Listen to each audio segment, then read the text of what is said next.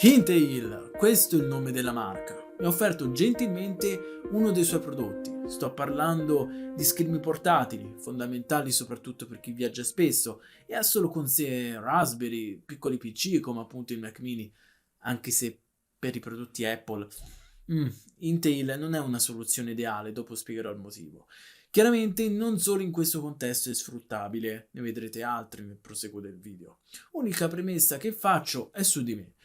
Non essendomi finora addentrato in questo settore della tecnologia, quindi non ho mai recensito TV, monitor e formati similari, le spiegazioni che farò più che altro riguardo le specifiche tecniche del pannello non scendono nel dettaglio professionistico. Non è stata appunto adoperata una sonda per esaminare la superficie in questione, quindi il suggerimento che mi sento di dare è di ascoltare quello che ho da dire per poi fare un eventuale approfondimento per conto proprio, se si considera l'acquisto dell'articolo per farsi una cultura per una futura evenienza. Allo stesso tempo mi sento di affermarlo, questa non è una recensione approssimativa del tipo questo è un pannello di una marca che non conosco ma sembra ottima, è un bel monitor in Full HD da 15,6 pollici, adotta la USB-C e non è touchscreen, si vede proprio bene, a presto! Ecco, questo è il livello che purtroppo ho notato qui su YouTube e in generale sul web, perciò desidero condividere informazioni più accurate e veritiere, perché dire che questo schermo si vede non aggiunge altro nella mente dello spettatore, già lo sa che si accende.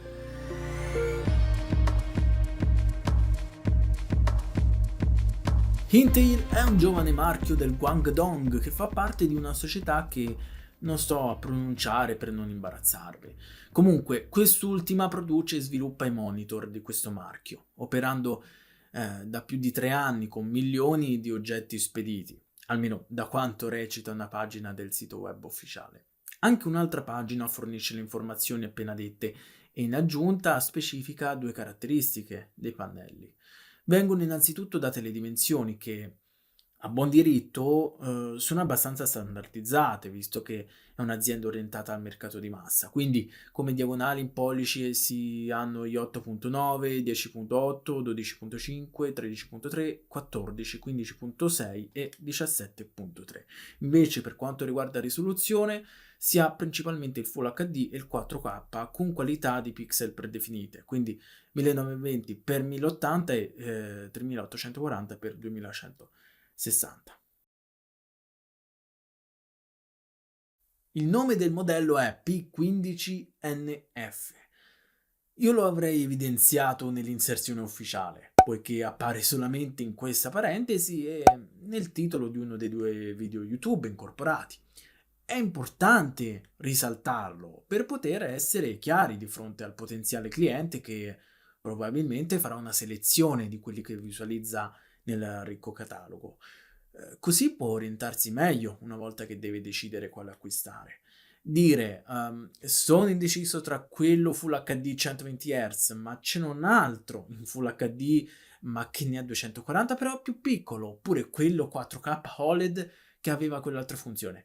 Come si fa poi a ricercare le loro recensioni online? La maniera giusta è parlare così. Sono indeciso tra il P15NF, il P60FG e l'M64GQ. Li ho detti a caso i nomi.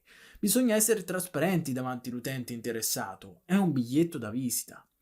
È orientata al mercato europeo. Questo viene invece chiaramente specificato. Immagino che sia dovuto al tipo di alimentatore. Fatto sta che è un disagio rimediabile poiché non è stato realizzato un hardware differente per altri territori, quindi occorre solamente adoperare l'alimentatore giusto per il proprio paese.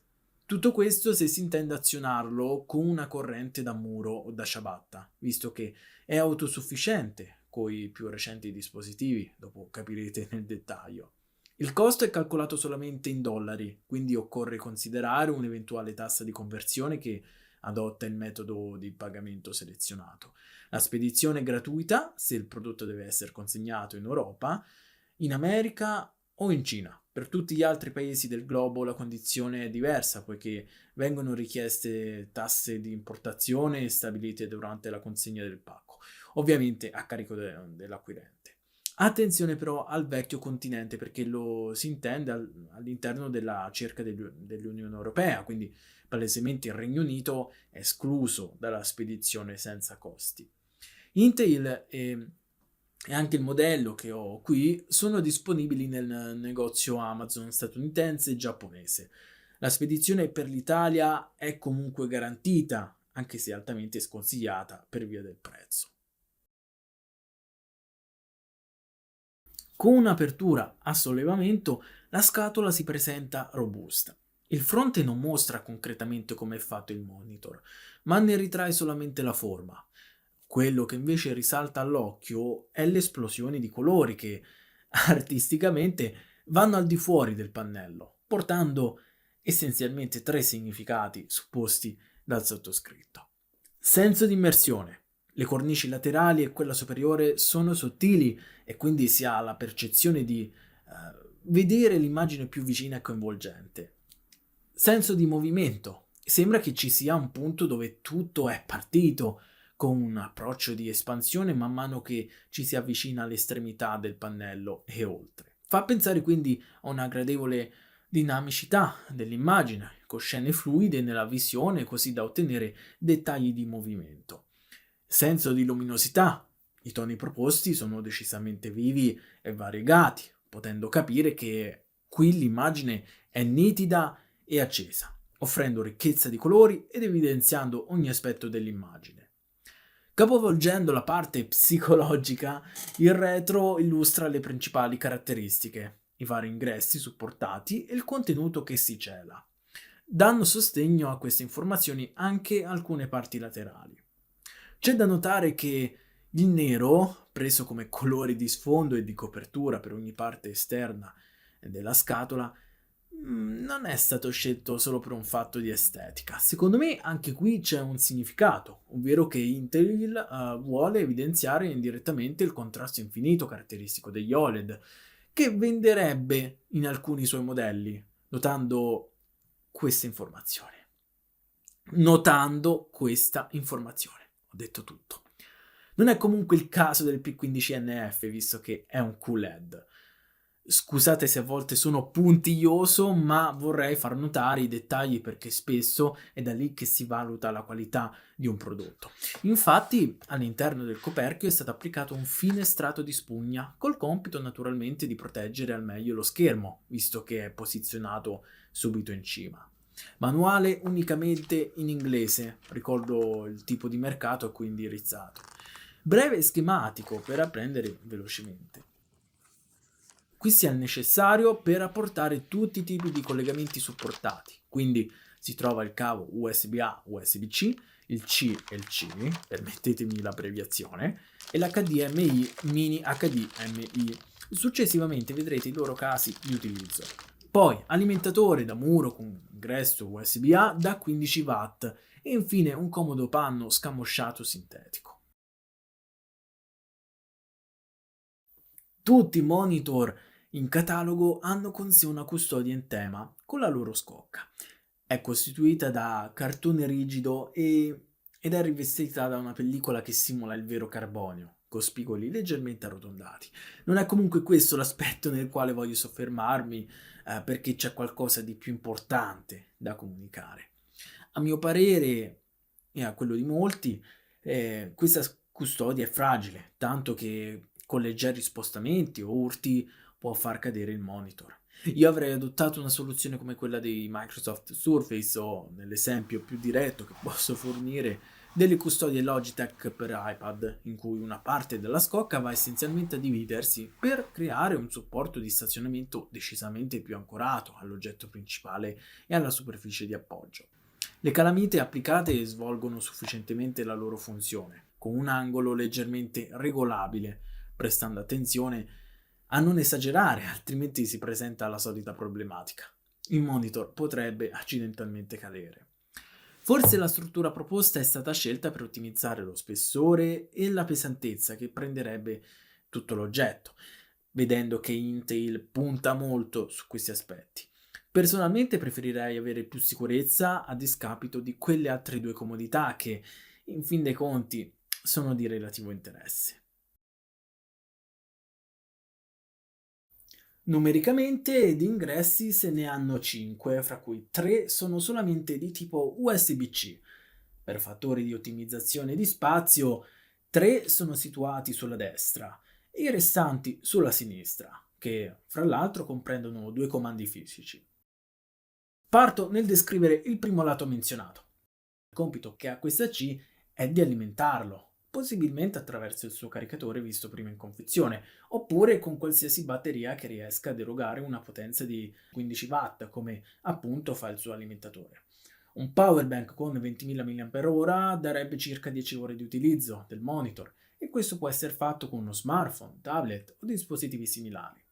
C'è una seconda fonte di energia che è offerta dalla C posta superiormente, che fra l'altro permette la condivisione dell'immagine. Basta procurarsi un cavidonio con tecnologia Thunderbolt o USB 3.1 e ovviamente avere il dispositivo che supporti queste tecnologie. In grandi linee i PC dal 2020 in poi dovrebbero tendenzialmente essere equipaggiati. In parole povere, in questo modo si ha un unico collegamento. Fra l'altro, questa soluzione fa in modo che il prodotto non disponga di una batteria integrata, portando di conseguenza diversi vantaggi che non specifico per ovvi motivi. Per finire, su questa parte laterale è presente l'entrata mini HDMI per tutti quei dispositivi che non adottano fisicamente la USB-C, ad esempio la Xbox e la PlayStation, oppure quelli che la hanno ma non supportano la codifica video e audio. Non la comune dimensione di HDMI perché logicamente serviva più spessore e fra l'altro avere una porta più grande rispetto ad altre sarebbe stata per Intel una mossa antiestetica. Adesso si analizza la parte sinistra. Tralasciando i comandi, altre porte sono sempre la USB-C e la jack da 3.5 mm, che immagino abbia solo la funzione di output, quindi ci si collegano auricolari, cuffie, casse. Qui la C ha un compito più da periferica, per intenderci, quindi ci si collega la tastiera, o il mouse, o il gamepad. Per passare da una sorgente all'altra lo si fa col comando USD che mostra tre opzioni, C1, C2, HDMI. Per ricercare quelle in uso si preme verso l'alto o verso il basso. Al primo utilizzo dovrebbe essere impostato su HDMI. Sono presenti due altoparlanti nella parte inferiore che vanno giusto bene per i suoni del sistema operativo. Servono essenzialmente per sentire notifiche, quindi per musica e film è vivamente consigliata un'altra soluzione. Non è una mancanza di Intel, ma per il limitato spazio fisico che si ha in questi tipi di prodotti. Un aspetto che mi ha deluso è il mancato controllo del volume da un dispositivo Apple. Si può comunque regolare attraverso la rotella USD. Automaticamente l'audio viene trasferito al P15NF a meno che non si utilizzi una periferica esterna come cuffie o casse. Situazione più problematica c'è stata con iPad perché il monitor si riavvia appena viene riprodotto un contenuto con audio e di conseguenza è praticamente inutilizzabile. Questo significa che non ha sufficiente potenza per alimentarsi unicamente col tablet, perciò deve intervenire un caricatore esterno. Su Windows invece è possibile regolare l'audio. Fra l'altro si può cambiare fonte se si desidera utilizzare altro.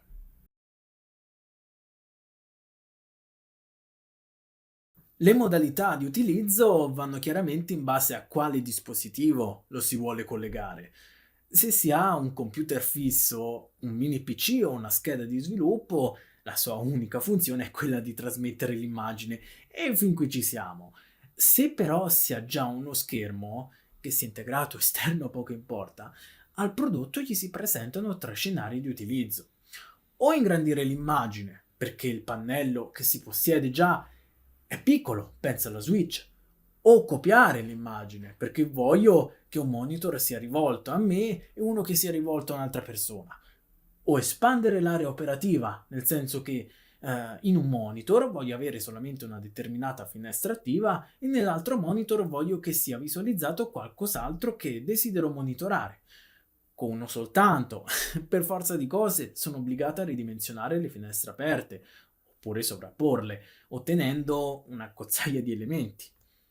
Ci può essere anche quel contesto intermedio, per così dire, pensa ai dispositivi che azionano un'interfaccia grafica diversa appena vengono collegati a un monitor. L'esempio più lampante è il Samsung Galaxy, che attiva la cosiddetta modalità DeX appena rivela la presenza di uno schermo di questa tipologia. Per il momento però generalmente solo smartphone di fascia alta sono abilitati. Meno male che Intel ha buttato giù una lista di marche con i loro rispettivi modelli e nomi della tecnologia che supportano questa funzionalità desktop. Il monitor ha un'interfaccia dedicata alle impostazioni, attivabile tenendo premuta la rotellina OSD. È intuitiva, vengono fornite le opzioni principali che permettono di calibrare e da qui si può cambiare la lingua per tutte queste voci. Di base c'è l'inglese, però è disponibile l'italiano, anche se non in forma perfetta. Si può anche regolare il comando OSD che permette di navigare all'interno di questa finestra. Comunque rimane un po' scomoda nell'interazione per via che la rotellina è piccola, ma d'altro canto lo spazio presente è stato sfruttato al massimo. Se il sistema operativo in uso non ha il filtro di bassa luce, è possibile attivarlo da qui, in modo da affaticare meno gli occhi. Segnalo un'opzione che consiglierei di implementare. L'eventuale calibrazione a portata vale su tutti gli ingressi. Sarebbe gradita che su ogni porta possano essere salvati determinati parametri configurati dall'utente, come accade in molti monitor e TV. La vera peculiarità è la sottilezza. Si dice, è un termine meno noto di sottigliezza, ma è bello dare particolarità. Solamente 1 centimetro di spessore e questa caratteristica si rispecchia anche nelle cornici, dando, come dicevo prima, un maggiore senso di immersione nell'immagine. La cornice inferiore però differisce sotto questo aspetto, quasi obbligatoria averla così massiccia, per comuni limitazioni economiche, che appunto sono evitabili con un prezzo potenzialmente molto più lievitato. Il peso va oltre i 600 grammi e tendenzialmente sono fattibili in mobilità e a proposito di portarli in giro è praticamente necessaria una ulteriore custodia, possibilmente imbottita, come quella dei tablet e dei laptop. Il retro ha una finitura lucida che facilmente conserva impronte, invece le parti laterali, dove risiedono comandi e ingressi, con la già citata cornice frontale, si presentano in maniera opaca. A buon diritto, nel sotto sono state messe due sporgenze in gomma, per non far scivolare il monitor quando si trova nella sua posizione predefinita. Hanno anche logicamente la funzione di non far coprire gli altoparlanti. Non ha il supporto VESA, quindi non ha un attacco per installarlo su un supporto da tavolo o su una superficie verticale, come un muro. È un LCD di tipo IPS e, come ho fatto intendere prima, è a punti quantici, quindi QLED per intenderci. Ha una rifinitura lucida e questo vuol dire che possono presentarsi riflessi nel caso sia rivolto verso una fonte di luce. Magari è bello da vedere, ma l'utente a questo punto deve essere consapevole dove vuole posizionarlo. Se intende metterlo in un luogo in cui i raggi solari si proiettano a prescindere, io questo aspetto lo valuterei prima di procedere a un acquisto così importante. Passo però al cuore pulsante del P15NF. Ha una diagonale di 15.6 pollici, quindi un 16 noni che è il formato che apprezzo maggiormente. Risoluzione Full HD standard naturalmente, vedendo appunto le proporzioni dette prima, quindi 1920 x 1080 pixel. Di conseguenza si ha una densità di 141 pixel per pollice. Il rapporto di contrasto, parametro che indica essenzialmente la profondità dei neri, è di 1301, quindi di natura statica, che in questo tipo di pannello, un QLED, è un buon valore, considerando fra l'altro la presenza dell'HDR. Quest'ultimo si trova nel secondo livello della scala degli HDR, di conseguenza viene offerto un gamut decisamente importante, in grado di rappresentare più di 1 miliardo di colori. In questo caso si ha lo spazio colore DCP3 al 100%, che è fra i migliori sul mercato. E qui viene dato il modello CIE 1931 che permette di confrontare l'ampiezza di tale P3 con altre tavolozze più comuni. Su dette caratteristiche sono in stretta relazione con altri parametri precisi. Quindi, in questo caso si hanno 10 bit per la profondità del colore, non reali ma ottenuti con l'addizione dell'8 bit con la sequenza FRC. La frequenza di aggiornamento è quella di base, che si troverebbe ormai in ogni monitor sul mercato, quindi parlo dei 60 Hz, e se si vuole ottenere di più, basta andare su un altro modello che offre Intel, garantendo fino a 300 Hz. Intensità che al momento sacrifica però la risoluzione, fermandosi al Full HD, e questa limitazione non vale solo per questa azienda cinese, ma al momento il mercato non riesce a dare prestazioni superiori. C'è chi riesce a spingere poco più, ma per ora il duo 4K a 300 Hz non si intravede. Lo ribadisco per non farvi fare invano ricerche sul web per trovare una soluzione di questo tipo. Luminosità di 500 nit che va bene per l'HDR600, visto che questo, come dice il nome stesso, si può spingere fino a 600 candele per metro quadro. L'angolo di visione è di 178 gradi, il che garantirebbe un'immagine nitida e satura di colori anche quando si guarda lo schermo quasi lateralmente. Allo stesso tempo questo è un dato commerciale. Le distorsioni si iniziano a notare per quando si va oltre i 30 gradi e, lapalissianamente, l'angolo di visione ottimale è di 0 gradi. Fra l'altro gli angoli di visuale sono più promettenti negli OLED.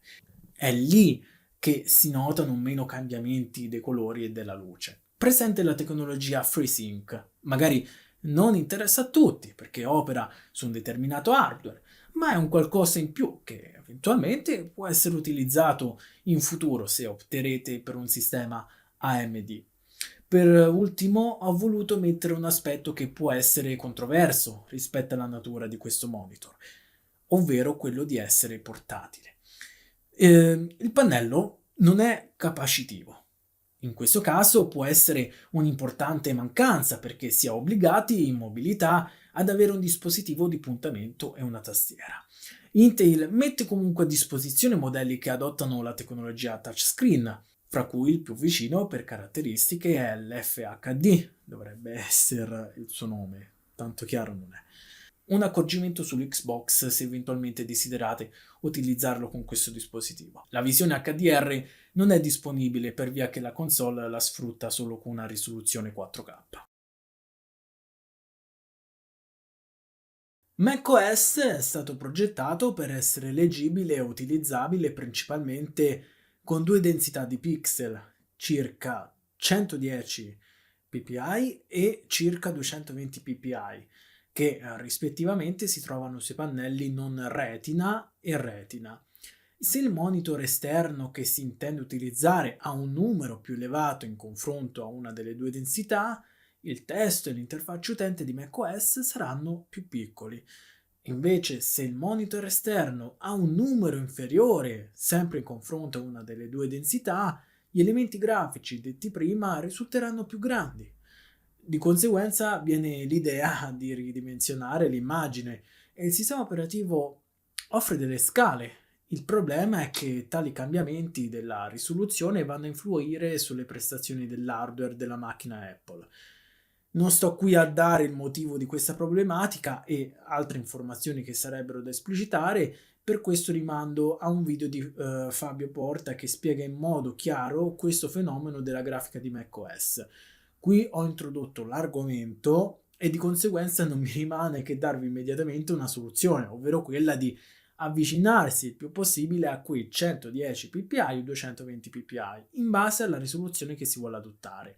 Nel mio caso, il P15NF si ritrova in questa posizione e chiaramente non va bene. Per iPadOS e iOS penso che valga lo stesso concetto. Dando una conclusione, mi sento di dire che il prodotto ha un ottimo rapporto qualità-prezzo. Sotto i $200 riuscite a godervi un pannello da 15.6 pollici in Full HD, di natura portatile. Gli ingressi più comuni del momento li ha, quindi è sfruttabile nella maggior parte delle situazioni e anche per il futuro, guardando la USB-C che non è ancora scontata. Ci sono tuttora aziende che producono pannelli con solo HDMI e non si rendono conto che la C è la vera evoluzione fintanto che quest'ultima sta teoricamente mandando in pensione diverse interfacce. Apprezzo che Intel offra svariate soluzioni in modo da venire incontro a tante esigenze, quindi qui avete, per così dire, una recensione che fa da base a tutti gli altri modelli attualmente in catalogo, visto che le strutture sono quelle, gli ingressi, gli accessori. In descrizione trovate tutto il necessario per conoscere il modello P15NF con i relativi indirizzi web che rimandano alle inserzioni ufficiali. Se il video è stato utile e interessante, considerate di lasciare il mi piace in modo che io possa portare sempre più contenuti di qualità. A presto!